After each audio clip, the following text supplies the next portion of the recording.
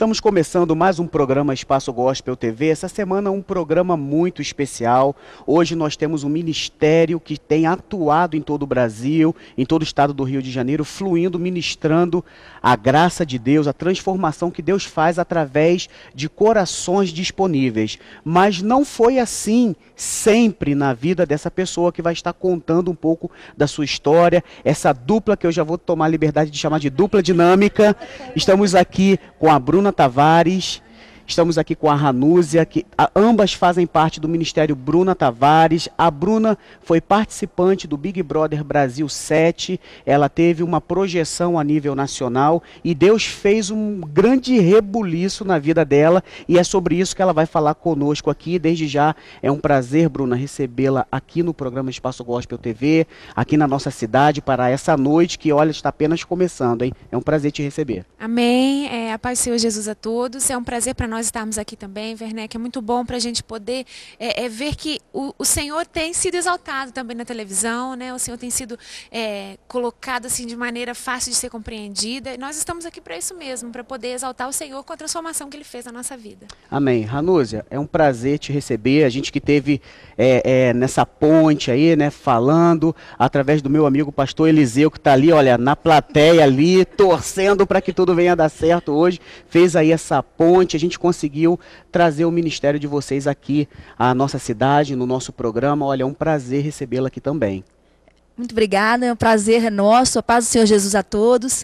E nós não conhecíamos Teresópolis, achamos a cidade muito bonita e estamos muito felizes e crendo, né, que será um diferencial na nossa vida estar aqui com vocês, estar aqui nessa cidade e com a oportunidade de falar do amor de Deus e da transformação que todos nós, mesmo aquele que nasceu na igreja, ele tem que passar um dia pela transformação, né? Então, que assim realmente seja maravilhoso e que Deus esteja no controle de tudo sempre.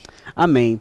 Bruna, eu queria te perguntar a respeito da tua trajetória, lá na sua adolescência, quando você começou a despertar um certo interesse pela carreira artística, por ser modelo. Conta um pouquinho pra gente lá na sua adolescência, como é que começou a despertar esse interesse em dar aquela fugidinha, em querer aí viver uma vida artística? Comigo foi assim, quando eu era pequena, eu participava, fazia aula de música, né? Eu tinha pretensão de ser cantora, né? O meu sonho era ser igual a Sandy. E aí o tempo foi passando e minha mãe a gente começou a conversar, nós começamos a conversar, e eu fui crescendo, fui ficando uma adolescente alta, eu sou do Sul, então as coisas foram contribuindo para que eu optasse por ser modelo. E, evidentemente, que todo ser humano a gente se move pela vista, né? Então eu via revistas, eu via essas coisas todas, e isso tudo me influenciava muito. E eu me via dentro daquilo ali, vivendo aquelas coisas todas. E isso fez com que o meu coração, que a palavra do Senhor diz em Jeremias 17, que é corrupto, né? É completamente enganoso. Então o meu coração enganoso desejou ter aquela vida que eu via nas revistas, ter aquele glamour todo. Eu comecei a imaginar que eu podia, me era interessante estar ali inserida naquele contexto. E aí eu comecei a galgar, né, os degraus para poder chegar, né, aonde eu gostaria de chegar. E eu consegui chegar. Assim, eu com 15 anos eu fui morar em São Paulo para ser modelo com 15 anos de idade. Eu sou natural de Santa Catarina. Só que aí, como o coração não sabe absolutamente nada, eu acabei me decepcionando. Entendi. E nessa fase onde você começou a conquistar o seu espaço, foi nesse momento que você começou a ter uma possibilidade de entrar no segmento de televisão, ou foi um pouco mais para frente? Na verdade, eu nunca me imaginei na televisão. O Big Brother foi eu entendo hoje que foi permissão do Senhor para a minha vida, não foi a vontade de Deus, né? Porque eu entendo que o Senhor tem, principalmente para a mulher, é outra coisa completamente diferente. Mas eu entendo que foi permissão do Senhor para a minha vida, para eu poder participar do programa. E eu comecei a enviar as fitas para o Big Brother em 2004, para participar do programa em 2005. Então demorou um pouquinho, eu morei em São Paulo em 2000, 2001. Então demorou aí uns 2, 3 anos para eu começar a entender que eu poderia também participar do programa, entendeu? Demorou um pouquinho. E essa questão da projeção que o programa poderia te proporcionar, no seu caso, naquela fase ali, seria interessante. A gente não tem muita noção do que é um Big Brother Brasil quando a gente apenas assiste, certo. sabe? Assim, para mim foi assim.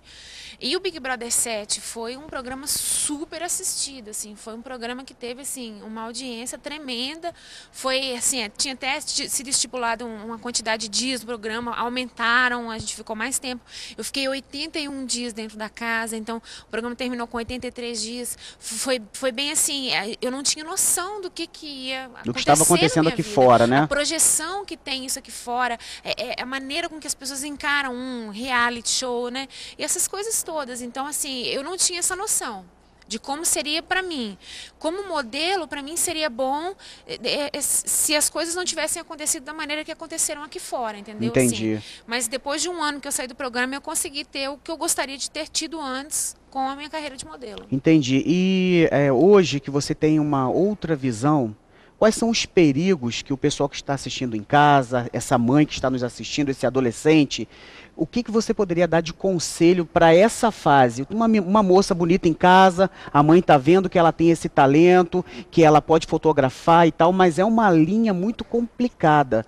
Você que teve essa experiência, o que você teria para falar para essa pessoa?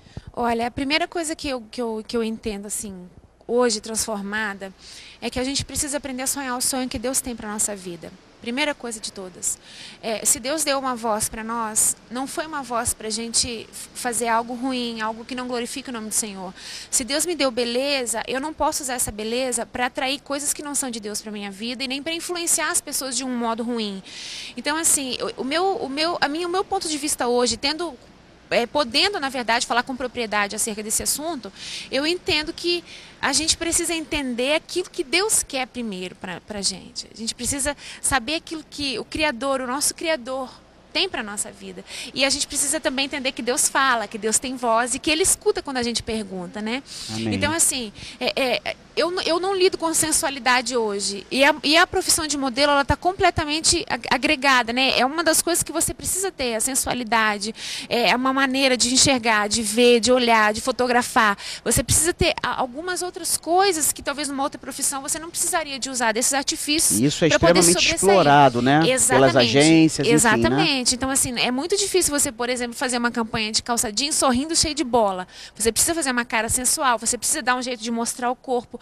E eu não entendo que Deus se agrade disso. Sabe, eu não creio que Deus fez a mulher para ser um produto. Eu não entendo assim. Eu tenho outra maneira de enxergar.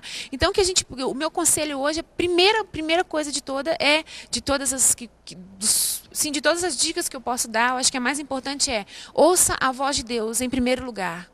Entenda o que Deus quer que você faça. Depois, olhe para o seu coração e diga: coração, obedeça a voz do meu Deus. Entendi. Entendeu? Porque a gente precisa ter essa noção de que nem tudo aquilo que a gente quer é bom para a gente. E quando a pessoa sai desse caminho, ela tem uma tendência, uma possibilidade muito grande de se machucar, não é isso? Ah, com certeza, sim.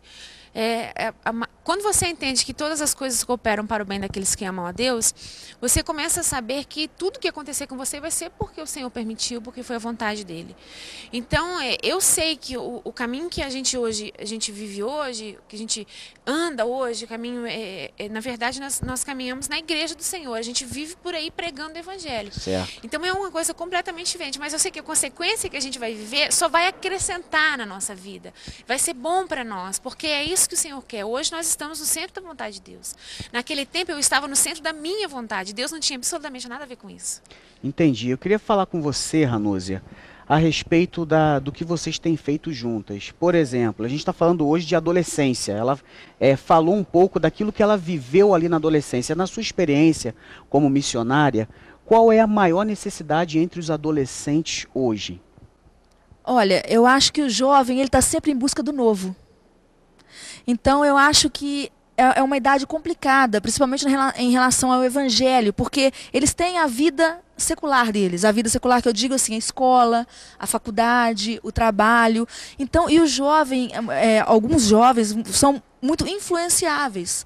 Então você tem que realmente assim ter um jeito de mostrar para ele que ele sim pode ser santo. Entendi. Que ele sim pode fazer a diferença. Que ele não deve, porque o amigo dele está numa balada, que ele necessariamente, para ele ser feliz, ele tem que estar naquela balada. Ele pode pular alegremente para o Senhor dentro da igreja. Entendi. E a gente gosta, assim, dessas igrejas bem jovens, assim, porque elas dão ao jovem a oportunidade, né, da diversão sem precisar buscar o mundo. Porque a gente, assim, que vem viajando, assim, por todo o Brasil, muitas vezes, quando a gente vai conversar, assim, fazemos muitas amizades pelo Brasil, na minha vida eu só caí uma vez, caí quando eu era jovem. Então, eu acho que é a idade mais preocupante pela vontade do novo, pela vontade da rebeldia, pela vontade de querer ser como está na televisão, pela vontade da consciência dos olhos que geralmente tem nessa idade, da vontade do novo. Então, eu acho que realmente tem um cuidado maior com o jovem, atrair ele para a igreja, mostrar que ele pode ser feliz, que ele pode ser diferente, que ele pode trabalhar para o Senhor. Né? Isso, também. Que pode ter algo lindo para ele na igreja, que ele não só é o futuro da igreja, mas ele é o presente da igreja, ele é necessário dentro da igreja. Mostrar para ele que ele é importante ali, que ele deve, ao invés de querer ir para o mundo, trazer pessoas para conhecer o que ele conhece, que é o amor de Deus. É dar essa consciência aos jovens, aos adolescentes, nessa fase complicada, é andar com eles, é caminhar com eles, é colocar alguém dentro da igreja para andar com eles, para que eles não se desviem, para fazer muitas atividades, fazer muita coisa legal, ensinar a santidade, que é muito importante, é uma unidade complicada para eles em relação à santidade, mas mostrar que sim, eles podem ser santos, porque o Senhor é santo. Amém.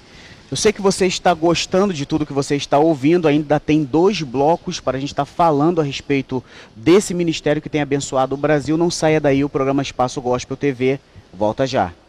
Estamos apresentando Espaço Gospel.